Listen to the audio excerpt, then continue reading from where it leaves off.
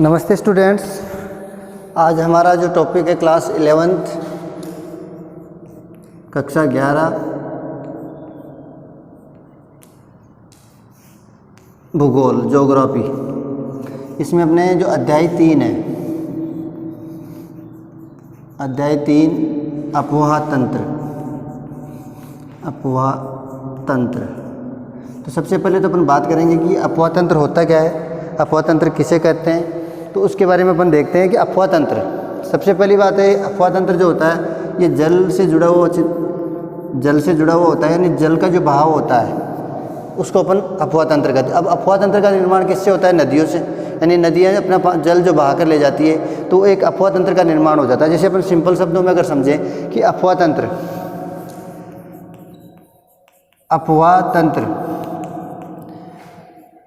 नदी जब अपने निर्धारित स्थान से मैदानी क्षेत्रों में प्रवाहित होती है तो मैदानी क्षेत्रों में उसमें अनेक प्रकार की छोटी छोटी नदियां आकर मिल जाती है। तो ये जो जितना क्षेत्र कवर करती है उस सारे क्षेत्र को उसका अपवाह तंत्र के नाम से अपन जानते हैं, यानी उस नदी का अपवाह तंत्र। अब अपन बात करें, जैसे अपन ये गंगा नदी है, जैसे अपन भारत के मानचित्र में अपन देखते हैं, एक बार ध्यान से शुरू से देखना है।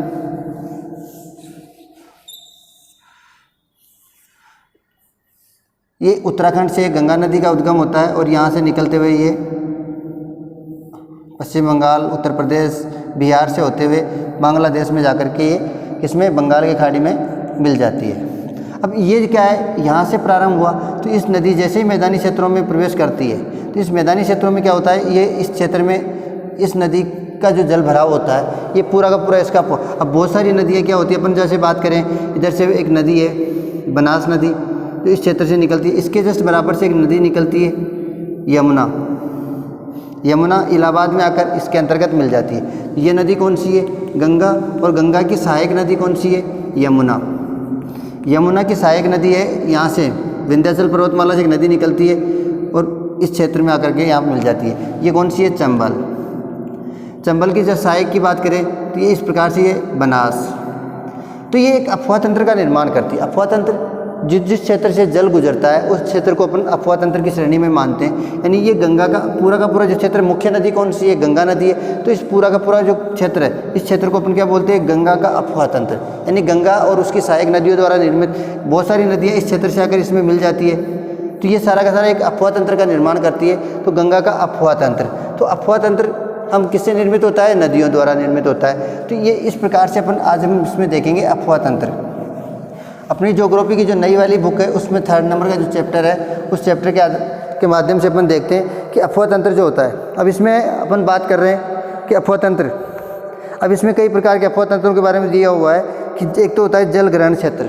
अपवाह तंत्र तो अपन समझ में आ गया कि नदी द्वारा जब अपने बहाव क्षेत्र में जिस क्षेत्र से होकर नदी गुजरती है तो वो सारे के सारा अपवाह कहलाता है। अपवाह यानी बहाव क्षेत्र, और तंत्र इसलिए बोलते हैं कि उसमें बहुत सारी छोटी छोटी नदियाँ आकर के क्या होती है उसके अंतर्गत मिल जाती है, तो उसको अपन बोलते हैं तंत्र। यानी अपवाह तंत्र यानी बहुत एक नदी जो होती है उसमें बहुत सारी छोटी छोटी नदियों के मिलने के बाद में उस क्षेत्र पूरे क्षेत्र को हम अपवाह तंत्र की श्रेणी में मानते हैं। एक होता है जल ग्रहण क्षेत्र। जल ग्रहण क्षेत्र जब एक नदी बह करके आगे की ओर बढ़ती है तो किसी न किसी स्थान पर ले जाकर वो अपने जल को छोड़ती है, तो उस क्षेत्र को अपन किस श्रेणी में मानते हैं? जल ग्रहण से। एक नदी अपना जल बहाकर, एक नदी यहाँ से चली और बहाकर इसने अपने जल को यहाँ पर लाकर छोड़ दिया, तो ये जो क्षेत्र है वो क्या कहलाएगा? जल ग्रहण क्षेत्र। यानी इस क्षेत्र में आकर के जल एकत्रित हो जाता है तो उसको अपन जल ग्रहण क्षेत्र की श्रेणी में मानते हैं। एक नदी उसकी सहायक नदियों द्वारा अपवाहित, जब एक नदी उसकी सहायक नदियाँ जो होती है उसके द्वारा अपवाहित क्षेत्र को अपवाह द्रोणी के नाम से भी अपवाहित ये क्षेत्र, इसको अपवाह द्रोणी भी कहा जाता है।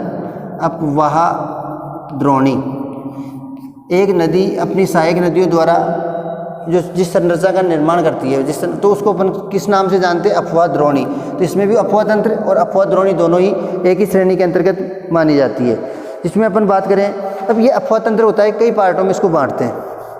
इस अपवाह तंत्र के बारे में आज केवल हम देखेंगे कि अपवाह तंत्र जो है इसको कई पार्टों में इसको अपन विभाजित करते हैं। तो ये किस प्रकार से विभाजित करते हैं, जैसे अपन बात करें भारत का मानचित्र जो है उसके आधार पर अपन इसको समझने का प्रयास करते हैं।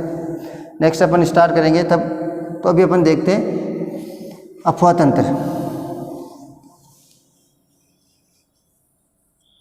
से अपन, ये भारत का मानचित्र है और यहाँ से जैसे नदियाँ। अब इसमें क्या होता है, ये है बंगाल की खाड़ी, इधर है अरब सागर। अब अपन बात कर रहे हैं अफवाह तंत्र की। तो अफवाह तंत्र को कितने पार्टों में विभाजित किया जाता है? तो अफवाह तंत्र जो है, जैसे अब बहुत सारी नदियाँ हैं, ये क्या है, इसके पास पास में एक पर्वत श्रृंखला है, इसका नाम क्या है, पश्चिमी घाट। इस पश्चिमी घाट से बहुत सारी नदियों का उद्गम होता है। इसके साथ साथ ये पर्वतीय क्षेत्र पूरा का पूरा हिमालय क्षेत्र है। ये वाला जो पार्ट है ये हिमालय क्षेत्र है, ये हिमालय। अभी हिमालय क्षेत्र से बहुत सारी नदियों का उद्गम होता है। इस क्षेत्र में एक अरावली पर्वतमाला है, ये क्या है, अरावली। एक यहाँ पे एक पर्वत श्रृंखला और है विंध्याचल, और इसके पास में एक है सतपुड़ा। तो ये जो पर्वत श्रृंखला है इसका क्या नाम है, विंध्याचल पर्वतमाला। इसके नीचे वाली का क्या नाम है, सतपुड़ा। कुछ नदियाँ, अब ये जो पर्वतीय क्षेत्र है, इन पर्वतीय क्षेत्रों से बहुत सारी नदियों का उद्गम होता है। हालांकि पर्वत श्रृंखला तो इस भाग में भी स्थित है, लेकिन इधर क्या है, कटी फटी अवस्था में ये पर्वत श्रृंखला है।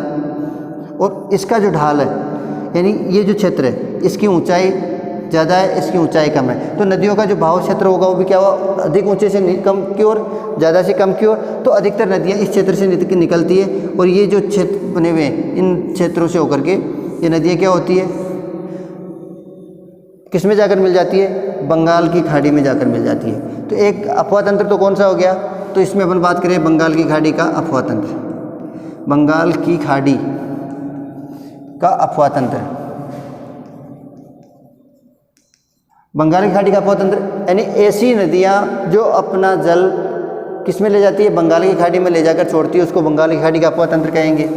ऐसी नदियाँ जो अपना जल अरब सागर में लेकर जाती है, तो अरब सागरीय अफवाह तंत्र,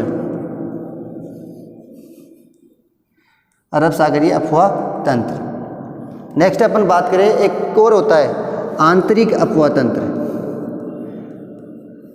आंतरिक अफवाह तंत्र, अभी आंतरिक अफवाह तंत्र होता है यानी ऐसी नदियाँ जिनका उद्गम होता है जो किसी सागर या समुद्र में नहीं मिलकर आंतरिक भाग में क्या हो जाती है, लुप्त हो जाती है। जैसे कि अपन बात करें कोई नदी है, अभी जैसे राजस्थान की बात करें, पश्चिमी राजस्थान में, तो यहाँ से एक नदी का उद्गम हुआ। एक राजस्थान में अपन बात करें, ये बैराट की पहाड़ियों से एक नदी का उद्गम होता है और ये अलवर के सरिस्का में जाकर के क्या हो जाती है, यहाँ पर जाकर लुप्त हो जाती है। इसको अपन बोलते हैं बाणगंगा।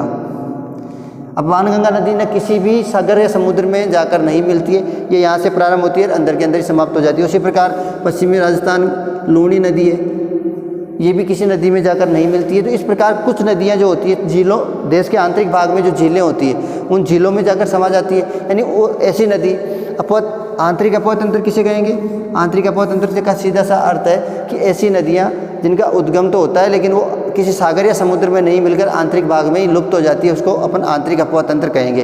तो अपन जो नेक्स्ट इस चैप्टर के बारे में जब पढ़ेंगे तो उसमें पढ़ेंगे बंगाल की खाड़ी में कौन कौन सी नदियाँ जाकर के मिलती है, अरब सागर में गिरने वाली नदियाँ कौन सी है, आंतरिक अफवाह तंत्र वाली नदियाँ कौन सी है। तो इन नदियों के बारे में अपन चैप्टर वाइज एक एक नदी के बारे में अपन इसमें पर डे अपन इसके अंतर्गत नोट्सों के माध्यम से, पहले तो आपके पास नोट्स मिलेंगे और नोट्स का ही वीडियो आपको मिलेगा।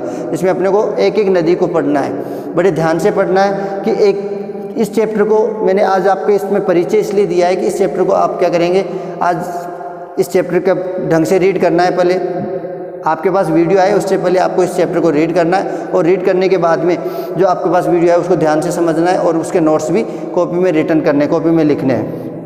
तो अपने अफवाह तंत्र को कितने भागों में बांटते हैं, बंगाल की खाड़ी का अफवाह तंत्र, अरब सागरीय अफवाह तंत्र और आंतरिक अफवाह तंत्र। अब बंगाल की खाड़ी में गिरने वाली जो नदियाँ हैं वो बंगाल की खाड़ी, यहाँ से अपन बात करें ये गंगा नदी है, बंगाल की खाड़ी में गिरती है। एक नदी का उद्गम यहाँ से होता है और ये इस क्षेत्र से होते हुए तो ब्रह्मपुत्र नदी है, ये भी इसमें मिल जाती है। अब इस जगह से एक नदी और है सिंधु नदी जो अरब सागर में आकर गिरती है, उत्तर भारत। अब इसको अफवाह तंत्र को तो अपन ने 3 पार्टों में बांट दिया। उसी प्रकार भारत में जो नदियों का जो क्रम है उस नदी क्रम के आधार पर उत्तरी हिमालय पर्वत से, हिमालय क्षेत्र से निकलने वाली नदियाँ, हिमालय से उत्पन्न होने वाली नदियाँ अलग होती है। उसके बाद में अपन बात करें कि प्रायद्वीपीय पठार से उत्पन्न होने वाली नदियाँ, तो प्रायद्वीपीय पठार वाला जो पार्ट है इस भाग से उत्पन्न होने वाली नदियाँ अलग है, हिमालय क्षेत्र से उत्पन्न होने वाली नदियाँ अलग है। तो उनको अलग अलग भागों में अपन डिवाइड करते हैं। तो यहाँ से जैसे गंगा नदी निकली, इसकी सहायक नदी है, इसी के पास से निकलती है और इलाहाबाद में आकर किस में मिल जाती है, गंगा में। यह गंगा यमुना, और इसकी सहायक है ये जो विंध्याचल पर्वतमाला, यहाँ से एक नदी निकलती है और ये यहाँ से इस क्षेत्र से बहते बहते किस में जाकर मिल जाती है, ये चंबल नदी। ये चंबल एक नदी का उद्गम होता है इस जगह से और ये भी इसमें जाकर मिल जाती है। तो ये चंबल हो गई और ये हो गई बनास।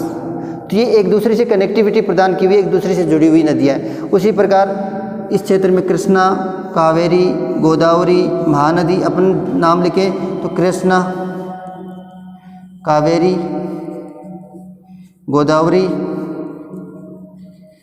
महानदी, ये महत्वपूर्ण नदियाँ हैं जो बंगाल की खाड़ी में ले जाकर अपना जल डालती है। कुछ नदियाँ इस क्षेत्र से, अब ये एक मात्र ऐसा एक श्रृंखला बनी हुई है कि इसके इधर वाली जो नदियाँ हैं उनका जल इधर जाता है और इसके अलावा ये वाला पार्ट ऐसा है जिसका जल, अब इस जगह से एक नदी का उद्गम होता है विंध्याचल पर्वतमाला से, तो इस क्षेत्र से होते हुए ये अरब सागर में गिरती है। दो नदियाँ हैं, दोनों कौन सी है, नर्मदा और ताप्ती। ये दो महत्वपूर्ण नदियाँ हैं जो अन्य नदियों के विपरीत बहती है। तो इस क्षेत्र में ये अरब सागरीय अफवाह तंत्र का भाग हो गई। इधर जाने वाली नदियाँ हैं वो बंगाल की खाड़ी के अफवाह तंत्र का भाग हो गई। कुछ नदियाँ जो आंतरिक भाग में ही लुप्त हो जाती है, अंदर की झीलों में ही समा जाती है, तो उनको अपन आंतरिक अफवाह तंत्र के रूप में भी जानते हैं। तो ये अफवाह तंत्र को अपने को ध्यान रखना है और इस बुक जो है उस अपने बुक में इसको ध्यान से पढ़ना है कि अफवाह तंत्र होता क्या है। और अफवाह तंत्र में एक एक नदी को अपन ध्यान से पढ़ेंगे। इसमें विसर्जित होना है, किसी भी नदी के अंतर्गत एक नदी, अब इसमें बहुत सारी चीज़ें ऐसी भी आएगी जिसमें अपन ने आज दिन तक नाम नहीं सुना होगा।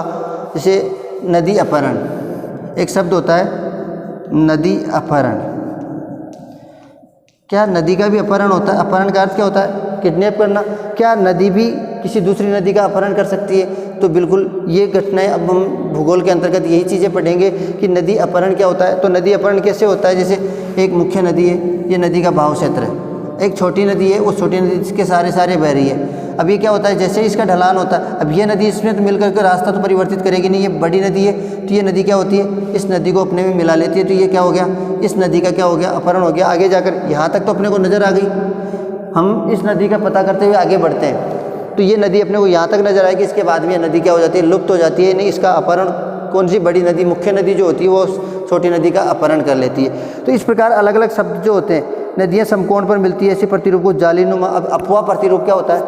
अफवाह प्रतिरूप एक शब्द आता है, इसको अपन पढ़ेंगे। अफवाह प्रतिरूप होता क्या है? तो अफवाह प्रतिरूप के बारे में अगर देखते हैं,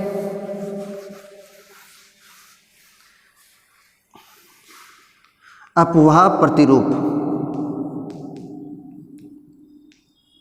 अब ये अफवाह प्रतिरूप जो है, प्रतिरूप जो भी जिस प्रकार का नदियों के माध्यम से एक नदी दूसरे नदी से मिलती है, अनेक प्रकार की नदी एक नदी में आकर मिलती है। जैसे अपन बात करें, एक नदी है मुख्य नदी, इसमें इस प्रकार से बहुत सारी नदियाँ आकर मिल जाती है। इधर से आई